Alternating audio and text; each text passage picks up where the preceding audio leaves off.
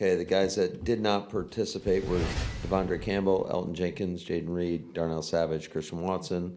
Limited were Jair, A.J. Dillon, Ngabare, Aaron Jones, Jonathan Owens, T.J. Slayton, Luke Tenuta, Quay Walker, Eric Wilson, and Dontavian Wicks. Emmanuel. What did I say? Emmanuel. What did I say? Oh, sorry. Emmanuel Wilson. My fault. Matt, Just automatic. I see it. E. Wilson, I think. Devondre said yesterday on some social media post that he wasn't going to play injured anymore. He's obviously not practicing today. What's the status, and how hard is it to know if a guy can play or not play? Yeah, I will say, Dre's a guy that obviously I go back a long time with, all the way back to Atlanta, and I've always respected the man and how he works and how he approaches the game. Quite honestly, he pours his heart and soul into this thing, and I know it's frustrating. You know, you look at the first, I think, 6 years of his career, I don't think he missed a game, and then the last two, he's missed some games, and he's been battling through. I mean, he's missed games this year. He's been on and off the injury report. So, you know, certainly I think that comes with a lot of frustration when you don't feel you're at your best because of health reasons. And so we just think it's best at this time to kind of give him the week, and we'll see where we're at, you know, after this week. Talked to him yesterday after he posted this, or today about it, and is he pissed at you, or is he pissed at fans on social media? Yeah, we honestly, I didn't get into a whole bunch about that in terms of, it was just more or less kind of where do we go moving forward. And no, we had a great conversation. Again, I think there's a lot of respect at both ways, and you know, we just think it's best to try to get his body back, because we've seen the type of player that, you know, he's been. And, you know, I just know that he's been battling all season long, kind of on the injury report, off the injury report, on the injury report, missed a couple games. Just want to give him an opportunity to try to get his body back. So he did not express any unhappiness with you or the coaches, that whatever frustration he was sharing was not directed at you guys as a staff? I did not directly, I feel like I'm being interrogated right here, Jason, but I did not directly ask him that question. We just kind of chummed it up and where we're at. And I don't want to interrogate you. I'm just saying, when a guy who you've identified as a leader many times says that kind of stuff on social media, obviously you knew these questions were coming. I'm just trying to understand, where do you go from here? Not physically, but like, do you at least have a conversation of, hey, I don't know if that helps us. You know, we're at a crucial point in the season, and you expressing your frustration publicly, maybe. Yeah, I'm not going to get into the details of our conversation, but certainly he's a guy that, like I said, I still got the utmost respect for him, how he handles his business, how he prepares to play the game of football, all the extra things that he does that I'm well aware of, how he tries to get his body right, because I mean, this is a long season, right? And it takes a toll on their body, no question about it. And I think he's extremely frustrated, and you know, sometimes that happens. Along those lines, you mentioned him being a leader. Do you have to worry about the message that sends to everybody else that, look, people play through injuries? It's kind of the nature of the beast. You've got a bunch of young guys who play through injuries. That you have a veteran guy and a leader who's saying, well, I'm not going to do it. Do you have to worry about the message there? I'm not overly concerned, to be honest with you. I think just in my experience with these young guys, especially how they show up each and every day, and you know, I saw it today.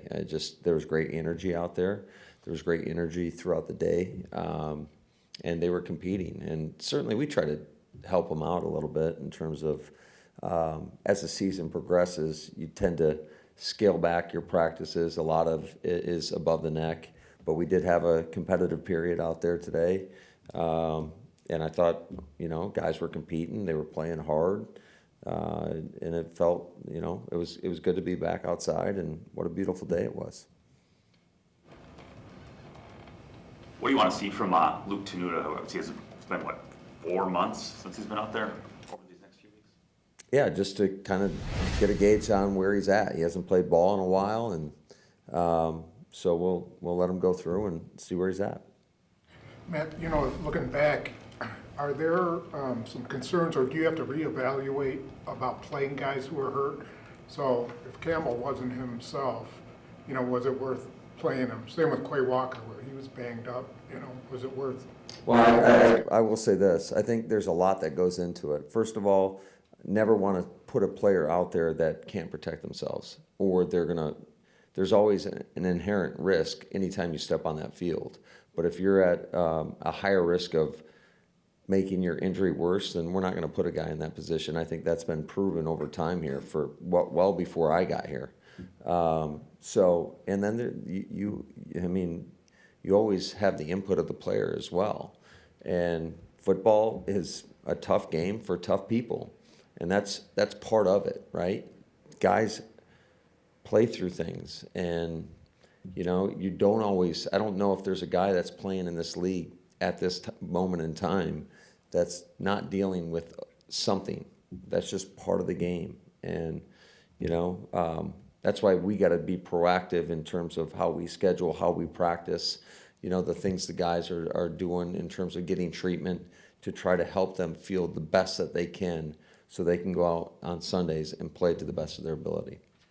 What about in-game? So, maybe the guy thinks he can play, but you're watching the game and he's not at his best. Do you have to be proactive? Absolutely. And I think the player is always involved in that conversation as well, because you want to hear from them, how are they feeling, and but absolutely, sometimes you got to protect guys from themselves as well. Speaking of guys playing with stuff, what was Dylan able to do, and was there any chance of him actually playing last week, or was it pretty clear that was probably a bad idea? Well, there wasn't a lot of live reps to get the work and to kind of see where he's at, his ability to handle the ball, pass protect, catch the ball. So I think we'll have a better gauge going through this week. We actually, had some live periods and had the individual, which can show a lot. You got a sense for where your guys are kind of at? Like, it's hard for young guys, I would think, to ride the wave, and things were going so well, and now what's kind of the vibe you get from this team? Yeah, I think the vibe has been great. Certainly, there's been moments of adversity, right? And you got one of two ways you can react to it. You can either let it tear you down and tear the team down, or you can kind of rally around each other. And that's what I fully expect everybody to do, because it's amazing. And this is society. This is every professional sport. You're only as good as your last game, and I think we've all experienced that this year. There's moments where we're very good, and then we win a couple games and go on a run, and then you lose a couple games and you're back to where you were. And but like to your point, you got to be able to ride that wave. And I personally believe, whether it's in life or in the game of football, when you go through some tough times and you attack it with the right mindset and you get through it, you're going to be better for it. And I think that's what these guys will do, and I fully expect that to happen. What have you seen from Carolina in the past few weeks since they've made the coaching change? Yeah, I see a team that competes at a high level in terms of just when you watch the tape, there's a lot of fight in them, no matter what the score, and that's it's evident because it shows on their tape. You can always see it, and it was pretty evident last week. They're playing a team that is right at the front of their division, and they end up knocking them off. So I'm pretty sure that we're going to get their best shot this weekend. How would you assess the rookie year of Bryce Young? I think like a lot of rookies, I think there's moments that are really good, and then moments that can be trying, and especially at that position, because the focus so many times, and we've said it with our own guys, is there's so much focus and a big spotlight on that position, but it's not always about that position. It's about the other 10 men around them and how well that they're playing as well. Jayden's I think within one catch now of Sterling's record for the single season, receptions by a rookie. Can you kind of underscore what his value's been this year and just what's enabled him to be able to have that impact right out of the gate? Yeah, I think first and foremost, he is as tough as a young player I think I've been around. He's another guy that's been battling through a lot, just getting dinged up, and to his credit, he continues to battle through, and then just his versatility, because not everybody can come in the backfield and get a handoff, or we've used him a lot in the run game, and then he's obviously made some contributions as a returner and obviously as a receiver, and I just like how he attacks the game. I think whether it's a run play or a pass play, he's always trying to do his job to the best of his ability, whether it's making key blocks or key catches. So he's a guy that I've got a ton of respect for. Before he got injured, what kind of progress did you see from Emmanuel Wilson? Yeah, I just, he's a quiet guy by nature, but it was cool. You're starting to see his personality come out a little bit more and more. And I was really excited for him. It was just an unfortunate hit that he took. But, it was crazy because I want to say it was on the same drive that Aaron Jones went down. And he was about to get a real opportunity where he's going to have to get a lot more playing time and a lot more carries. But I think he's got, and we saw it earlier on in the preseason, just the juice that he has at that position. I think was it the Cincinnati game where he broke that long 80-yard run or whatever it was.